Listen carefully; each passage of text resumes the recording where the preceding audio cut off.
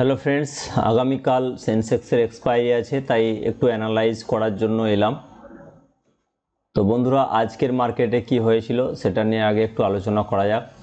তো আপনারা দেখতে পাচ্ছেন যে মার্কেট কিন্তু কন্টিনিউ একটা ডাউনফল এবং ডাউন ট্রেন্ডের দিকে আছে। যদি আমরা দেখি 10 মিনিট টাইম ফ্রেমে মার্কেট কিন্তু একটা ডাউন ট্রেন্ডে আছে, দেখতে পাচ্ছেন, ঠিক আছে।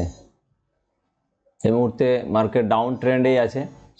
তো এটা আমরা ড্র করেছিলাম গতকাল ডেলি সাপ্লাই জোন, আর নিচের দিকে আমাদের ডেলি ডিমান্ড জোন আছে, অনেকটাই নিচে আছে। তো ডেলি সাপ্লাই জোন এবং ডেলি ডিমান্ড জোনের মধ্যে অনেকটাই ডিস্টেন্স, লম্বা ডিস্টেন্স আছে। আমি বলেছিলাম যে যদি ডিমান্ড জোন এবং সাপ্লাই জোনের মধ্যে অনেক ডিস্টেন্স থাকে, ট্রাভেল করার জায়গা থাকে, তাহলে মার্কেট কিন্তু অনায়াসে ট্রাভেল করতে পারে। তো ডেলি টাইম ফ্রেমে প্রথমে আরেকবার দেখে নেব যে আজকে কোনো জোন হয়েছে কিনা। আজকে কোনো জোন হয়নি। আজকে EMA 20 থেকে ক্লোজ করার পর দুদিন দুটো ক্যান্ডেল এখানে ক্লোজ দিয়েছে ছোট ছোট টাইপের, এবং উপর থেকে রিজেকশন খেয়ে আসছে। এটার কারণ ডেলি সাপ্লাই জোন থেকে রিজেকশন আসছে, ঠিক আছে। 125 মিনিটসে যদি দেখা যায়, এখানে কন্টিনিউ 3টে 125 মিনিটের ক্যান্ডেল এখানেই হল্ট করেছে। যদি 75 মিনিটে দেখা যায়, তাহলেও দেখা যাবে যে কন্টিনিউ একটা জায়গাতে মার্কেটটা কিন্তু হল্ট করেছে। তো এখানে কোনো ডিমান্ড জোন বা সাপ্লাই জোন কিন্তু এখন তৈরি হয়নি, যেগুলো ছিল এক্সিস্টিং সেগুলোই আছে, ঠিক আছে।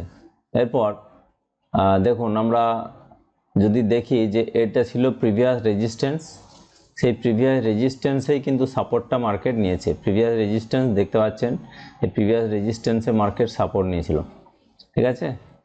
তো এরপরে আমরা চলে যাব যে দেখব যে মার্কেটটা এখান থেকে ফল হলো কি কারণে।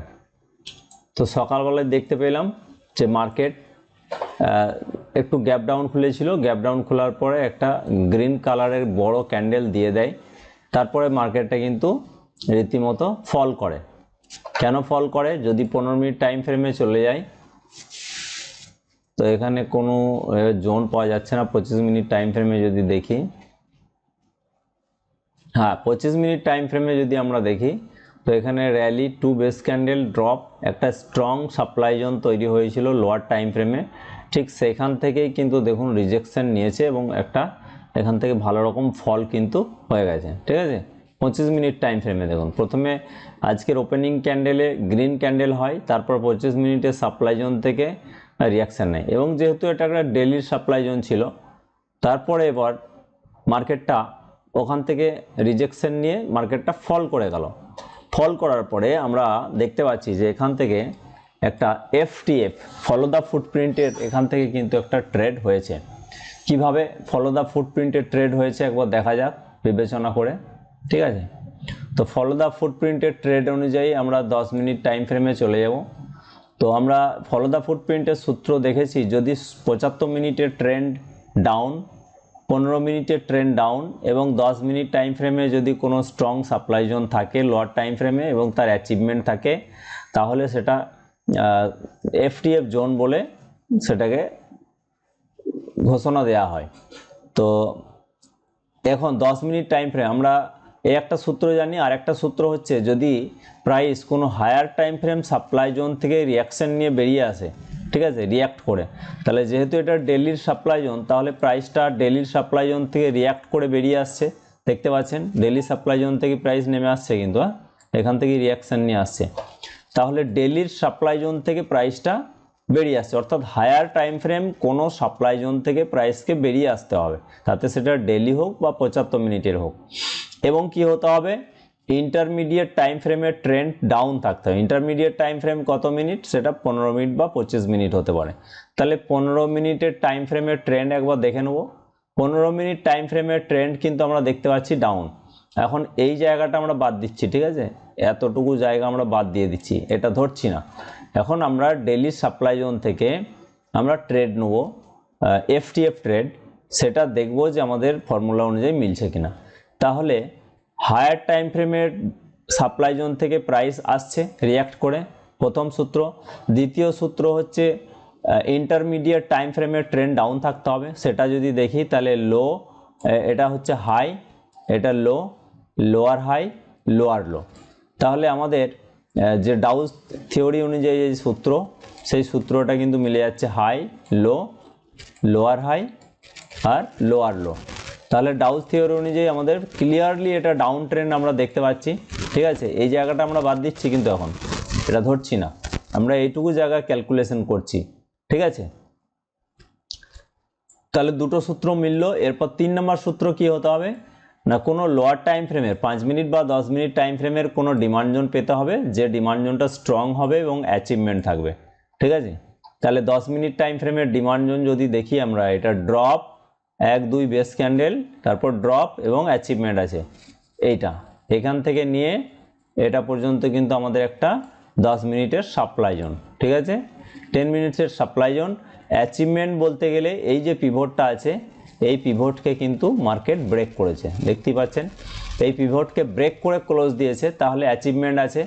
এরপর দেখতে হবে যে ওই যে সাপ্লাই জোনটা বানালো এফটিএফ এর, ওই জোন পর্যন্ত প্রাইস যেতে গিয়ে লোয়ার টাইম ফ্রেমের যদি কোনো ডিমান্ড জোন বানিয়ে দেয়, অর্থাৎ অপোজিং ডিমান্ড জোন আর কি, সেই অপোজিং ডিমান্ড জোন থেকে নিয়ে এই এফটিএফ জোন পর্যন্ত প্রক্সিমাল টু প্রক্সিমাল এর যে ডিস্টেন্সটা, সেটা যেন 3:1 হয়, তাহলে সেটা আমরা একবার চেক করে নেব।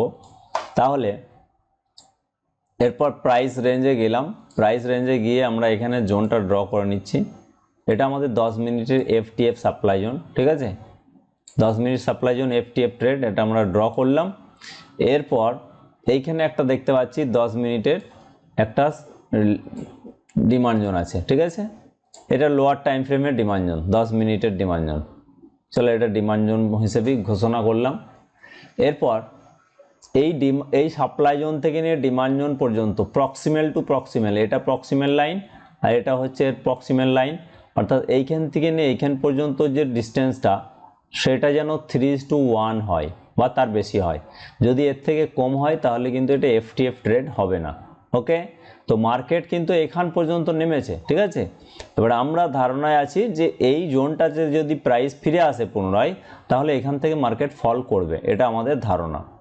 তো চলুন এবার একবার মেজারমেন্ট করে নেব ওখান থেকে। তাহলে যদি আমরা এখান থেকে শর্ট পজিশন করি, শর্ট পজিশন করে এখানে এন্ট্রি, এখানে স্টপ লস লাগাই, তাহলে 3:1 আমাদের হচ্ছে কিনা দেখতে হবে। Proximal to proximal, proximal to proximal near about, মানে 3:1 না হলেও মোটামুটি 2:8.6 হয়ে যাচ্ছে, ঠিক আছে। মোটামুটি হচ্ছে আর কি। একেবারে আমাদের যে ক্রাইটেরিয়া, সেই ক্রাইটেরিয়া কিন্তু ফুলফিল হচ্ছে না। 3:1 হতে গেলে এখান পর্যন্ত আসতে হবে এটি। তো দেখা যাচ্ছে ক্রাইটেরিয়া ফুলফিল হচ্ছে না, তাহলে এফটিএফ ট্রেড মানে রিস্কি হয়ে যাচ্ছে, ঠিক আছে। তবুও রিস্কি হলেও এটা স্ট্রং এবং ডেলির সাপ্লাই জোন, এটা অ্যাচিভমেন্ট আছে। সেই সূত্রে যদি দেখা যায় যে এখানে কিন্তু ট্রেডটা নিলে ট্রেডটা কিন্তু টার্গেট দিয়েছে, যেমন এই সাপ্লাই জোন, আমাদের ধারণা প্রাইস যদি এখানে আসে এখান থেকে ফল করবে। তো দেখুন এখান থেকে এখান পর্যন্ত কিন্তু ফল করেছে এবং 2:1 টার্গেট দিয়েছে। যদি আমরা শর্ট পজিশনে একবার চেক করি, তো 2:1 টার্গেটের থেকেও বেশি দিয়েছে শর্ট পজিশন।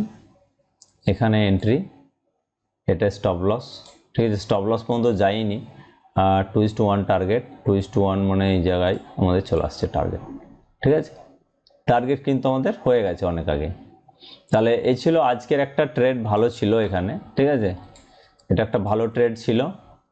এরপর এখন আমরা যেটা দেখতে পাচ্ছি যে মার্কেটটা কন্টিনিউ ডাউন ট্রেন্ডের দিকেই আছে। তো এরপর আগামী কালের জন্য কি সিচুয়েশন হতে পারে, আগামী কালের জন্য এখন 15 মিনিট টাইম ফ্রেমের সাপোর্ট এবং রেজিস্ট্যান্সটা আমরা ড্র করে রেখেছি, দেখতেই পাচ্ছেন। 15 মিনিট টাইম ফ্রেমে এটা হচ্ছে রেজিস্ট্যান্স লেভেল, আর নিচেরটা আপনারা দেখতে পাচ্ছেন এটা হচ্ছে সাপোর্ট লেভেল, ঠিক আছে। তো এই সাপোর্ট এবং রেজিস্ট্যান্স লেভেলের মধ্যে মার্কেটটা এই মুহূর্তে আছে, ঠিক আছে। হ্যাঁ, এরপর যেহেতু আমরা পড়েছি সূত্র অনুযায়ী যে multiple time tested level is weak level, তো একটা লেভেল যদি মাল্টিপল টাইম টেস্টেড হয় তাহলে সেই লেভেলটা কি হয়, দুর্বল লেভেল হয়। তাহলে সেই সূত্রে আমরা দেখতে পাচ্ছি যে এই লেভেলটাতে কিন্তু অলরেডি প্রাইসটা একবার, দুইবার তিনবার এখানে কিন্তু প্রাইসটা এসে গেছে, তার মানে এটা উইক লেভেল এই মুহূর্তে, এটাকে যখন তখন কিন্তু মার্কেট ব্রেকডাউন করতে পারে, ঠিক আছে, ব্রেকডাউন করতে পারে। তাহলে আমাদেরকে এখন ওয়েট করতে হবে আগামীকাল কি পজিশনে মার্কেট ওপেন হচ্ছে সেটা দেখতে হবে। যদি দেখা যায় আগামীকাল মার্কেট ফ্ল্যাট ওপেনিং হচ্ছে, ফ্ল্যাট ওপেনিং হলে previous day momentum, second half momentum continue করবে, যেটা আমরা প্রাইস অ্যাকশনের সূত্র অনুযায়ী পড়েছি।